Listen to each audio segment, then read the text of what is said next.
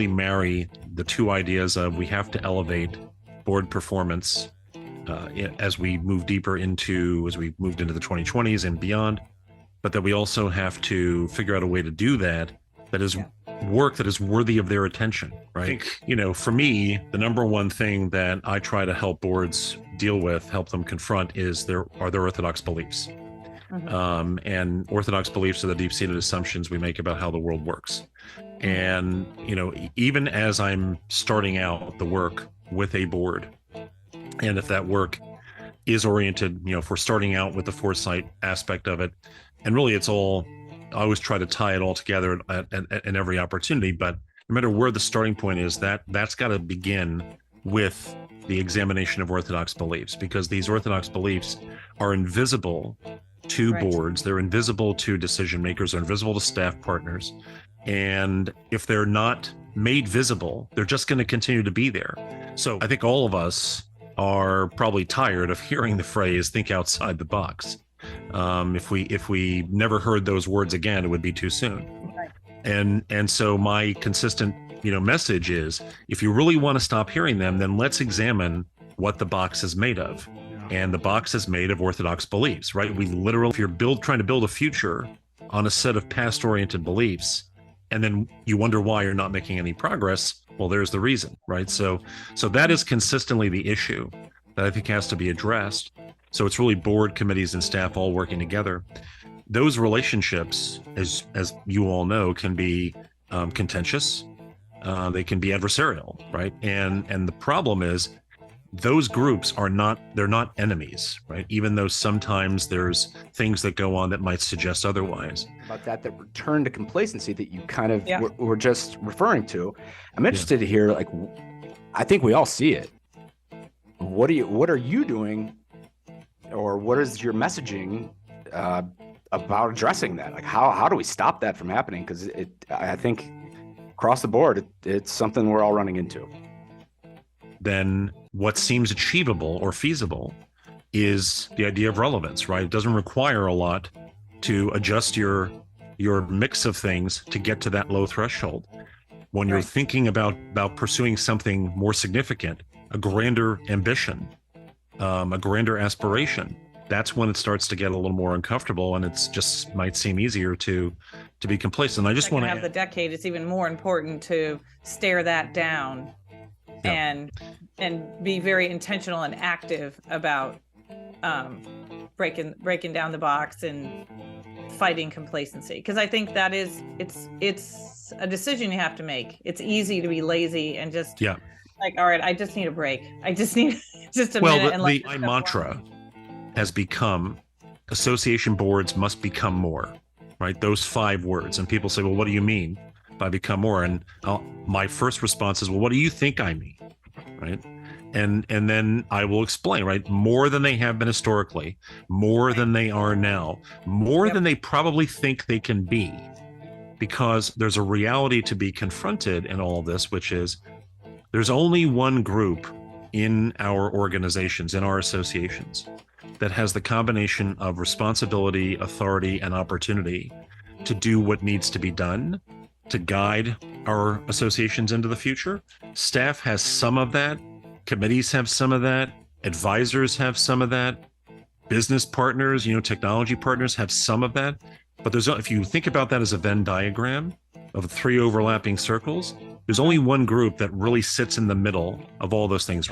I think what has actually happened, like in some ways, it was very easy to hear the signal during the worst of lockdown, right? The signal was, we are in lockdown. No one's in their offices. So we were able to tune out a lot of the other noise to focus on the one signal that we needed to follow, which is, how do we get through this? How do we get through this? How do we get our members through it? How do we get our stakeholders through it? How do we make sure the association survives, right? And now, as we have moved into a different phase, all the noise is back in the system, right, of their attention. And that's why in my work, I put a lot of premium on focus of attention rather than time. Obviously, we have to respect people's time. We can't have interminable meetings, and we can't consume too much of their time, and we're never going to get as much of their time as we would like. But what we have to do is, with whatever attention of theirs we can get, whatever fraction of that attention that they have available for the association as related to other things they do, like their day jobs and their personal lives.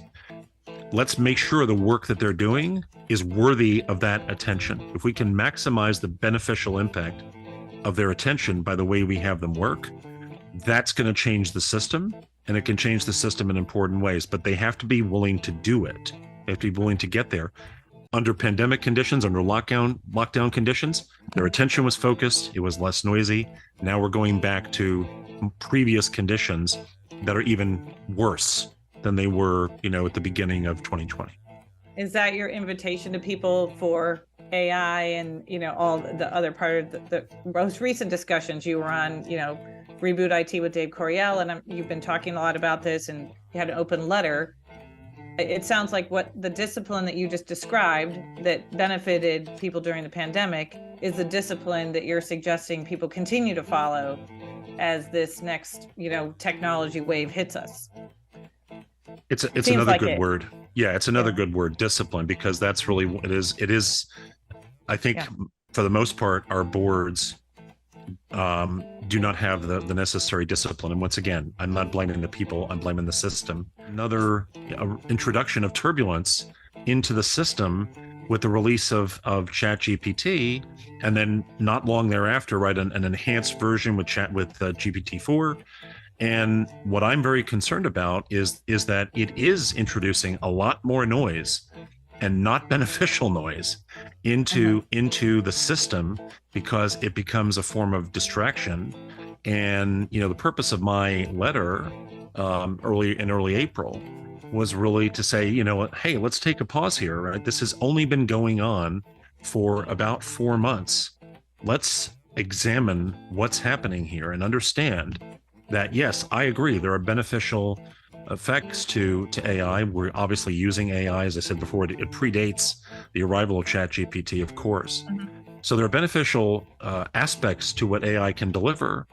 But when you're looking at what's going on with generative AI in all of its forms, not just ChatGPT, but the visual forms as well, it's introducing a lot more noise, a lot more distraction, a lot less understanding among people who don't have a lot of background to be able to discern what the tools that are enabled by AI are offering, how they are trained, what their implications are, and not just the implications of efficiency and productivity, but the larger implications for what associations do, what associations have been about historically, and what associations want to be in the rest of this decade and beyond. So with ChatGPT, it can be persuaded to through the series of prompts to say things that are untrue, right? It can be convinced to make statements that are quite literally untrue, and safeguards can be circumvented.